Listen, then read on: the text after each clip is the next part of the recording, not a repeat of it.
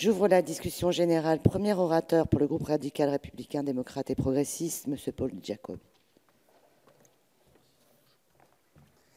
Bien, Madame la Présidente, Monsieur le Ministre, chers collègues, dans ces derniers débats législatifs, l'histoire est souvent prise à témoin. Je ne vais pas refaire l'histoire, mais rappeler tout de même qu'effectivement, tout a été dit sur cette question de savoir si la Corse doit avoir une ou deux collectivités au-dessus des communes. Le XIVe siècle, déjà, avait séparé la Corse en deux, l'en-deçà et l'au-delà des monts.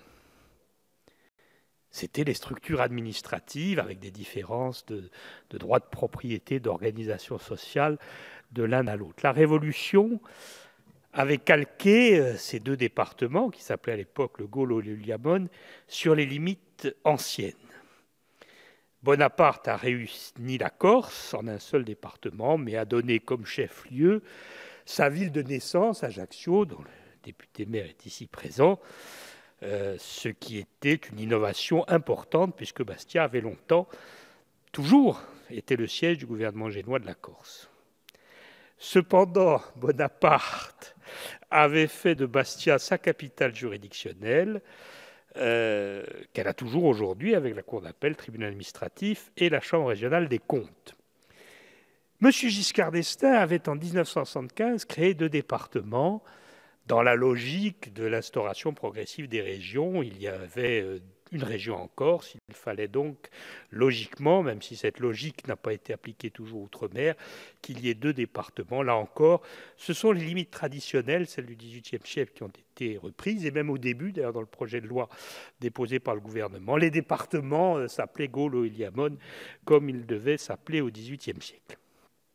Par la suite, l'émergence d'une collectivité territoriale de Corse, renforcée par plusieurs statuts particuliers successifs,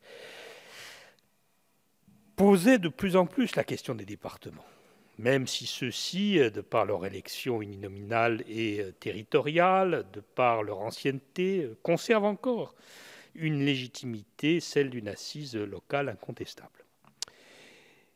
Il y a eu, en 2004, une réforme avortée, que beaucoup avaient soutenue parmi les élus, en tout cas les élus de la Corse qui sont là, Camille, moi-même et d'autres. Elle était soutenue par les élus, par beaucoup d'élus, en particulier par les députés, 3 sur 4, si mon souvenir est bon. Cependant, le non à ce référendum l'avait emporté de justesse, mais l'avait emporté à la suite d'une campagne vigoureuse menée en particulier par notre ancien collègue Émile Tsoukairi. Mais les Corses, monsieur le ministre, vous l'avez dit, sont des gens déterminés. Ils ne se laissent pas facilement abattre. J'en suis d'ailleurs un certain exemple. Et effectivement, dès 2013, l'Assemblée de Corse, à mon initiative, à ma demande, j'étais à l'époque en charge de l'exécutif, a relancé ce projet, et ça s'est fait de manière extrêmement sérieuse dans le cadre d'une étude menée par la Commission des compétences législatives et réglementaires, qui était présidée par collègue conseiller Pierre Chaubon, et puis qui était soutenue administrativement par José Colombani, inspecteur général de la collectivité territoriale. Et je dois dire que ça s'est fait dans un très bon esprit, dont pourrait témoigner un certain nombre de membres du public dans la tribune, dans un très bon esprit parce qu'il s'agissait de rassembler. Donc ça a été un travail technique, un travail politique, un travail de conviction. Et ça a abouti à des votes très larges.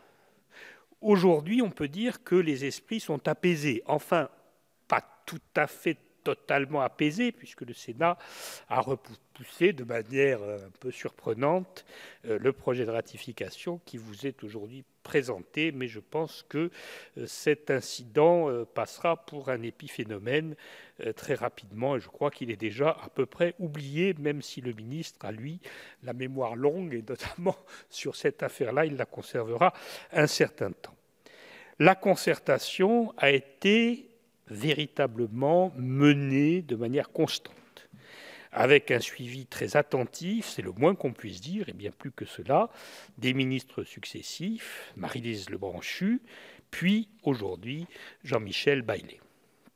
À travers aussi les exécutifs régionaux successifs et les présidents successifs de l'Assemblée de Corse, dans des majorités régionales différentes, mais absolument constantes, je dois le dire, sur ces sujets-là, comme sur bien d'autres. Il n'y a aucune différence notable entre les positions sur ce projet de la majorité régionale d'hier et la majorité régionale d'aujourd'hui. L'Assemblée de Corse s'est d'ailleurs prononcée à une majorité très large sur cette proposition, 42 voix pour, 8 voix contre. Aujourd'hui, nous nous trouvons dans une dernière ligne droite, avec un délai très resserré, qui a été rappelé à l'instant, qui devrait effectivement s'arrêter au 21 février prochain pour notre lecture définitive après commission mixte paritaire, le cas échéant. 2 siècles d'aller et retour entre une Corse unifiée et une Corse divisée en deux, 15 ans au moins de débats passionnés et contradictoires au cours des mandatures précédentes, moins de 2 semaines qui nous séparent de l'issue législative définitive. Cette question, c'est vrai, aurait pu recevoir, et depuis longtemps, une réponse définitive, claire et logique, au lieu que nous avons subi tant d'allers-retours, tant d'incohérences, tant de faux procès, tant de rancœur et parfois de frustration. Il tient à nous, ce matin, de régler cette question dans la sérénité. Je ne doute pas un instant qu'elle le sera. Et notre groupe, réellement unanime sur ce sujet, approuvera donc sans réserve ce projet.